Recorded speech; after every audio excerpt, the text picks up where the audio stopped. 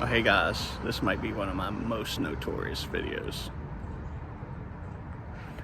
I was talking to someone earlier and they told me in the late 1960s, early 1970s, this whole area just had rampant prostitution, open prostitution activity going on in the evening.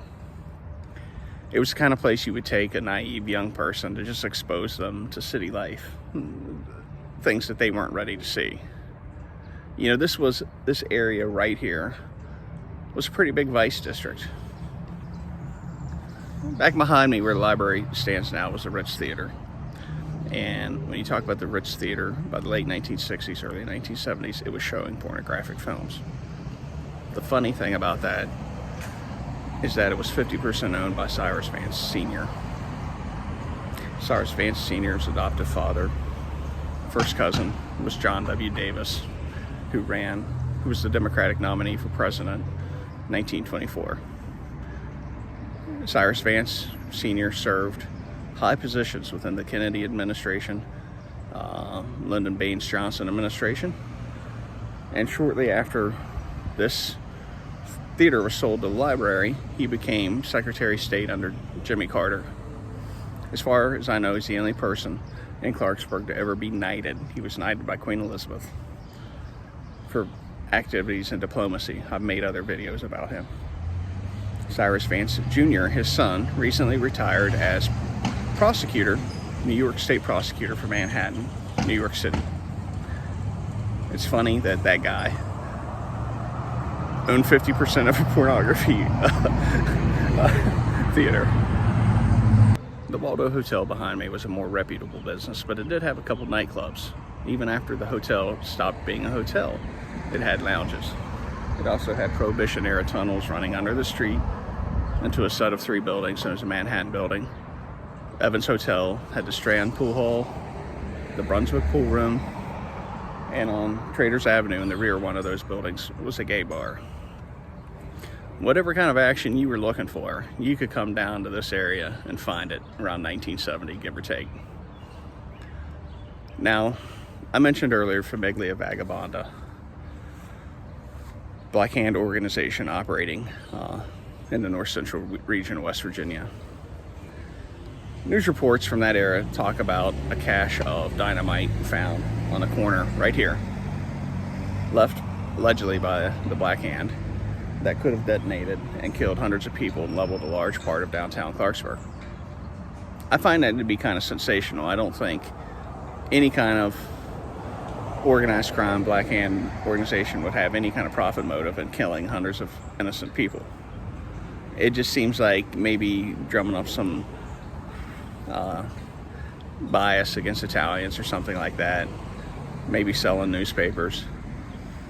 If it happened, it was most likely just a drop-off, taking explosives from the ride-by mail and dropping them off for someone to pick up, because the Black Hand at that time was known to use explosives. There was a lot coming in and out of this rail station.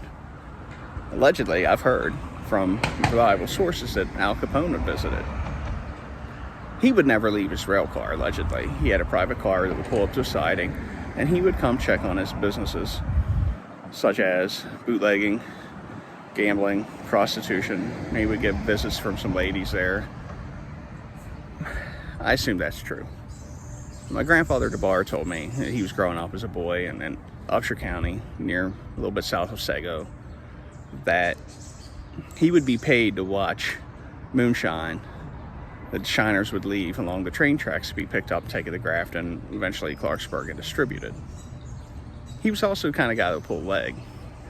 You know, he was 10 years old when Prohibition ended. I don't know whether that's really true or not. And I also know that most of the liquor sold in the United States during the Prohibition era entered from Canada. It was made in Canada through the city of Detroit. Detroit was a major center of mafia and other activity, and remains the center of distribution of illegal goods today. A lot of the drugs in the Midwest, West Virginia, other areas come from Detroit. The social networks that were built back then are still here. Even in the Clarksburg area, they persisted into the 1980s, at least. People died, People left the lifestyle, people came into the lifestyle. The faces changed, but the activities remain the same. If you talk to the people, the generation ahead of me, I'm 47. If you talk to people in their late 60s, 70s, they're aware of some of this, depending on how often they came into Clarksburg, whether they grew up here. But beginning with my generation, the memories start to fade. The stuff that happened back then is still very much in the minds of a lot of our leadership, our people that have sat on councils making the decisions. But it's not obvious to us. We don't really understand the motivations of why one person doesn't like another, why this person will never vote for someone or vote for anything that person wants.